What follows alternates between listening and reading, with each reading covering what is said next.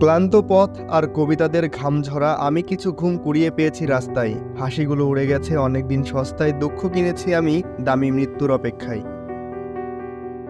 দুপুর রোদের তীব্র গরমে যখন আমরা এসিতে শুয়ে আরাম করি, একই সময় কিছু মানুষের অবস্থান থাকে রেল লাইনের পাশে ওই ভ্যানগুলোর ওপর, যাদের জীবনটাকে ঠিক সাধারণ হিসেবেও বলা যায় না, বরং বলতে হয় তারও নিচে।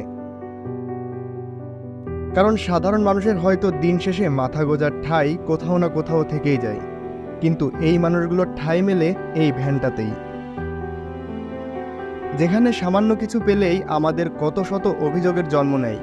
কিন্তু একবারও ভেবেছেন তাদের জীবনের গল্পটা কি? ভাবি না আমরা।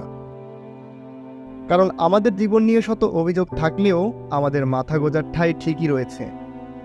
হতে পারতো আমাদের জীবন এক বা অভিন্ন, কিন্তু সময় ও পরিস্থিতিতে গড়ে উঠেছে ভিন্নতা।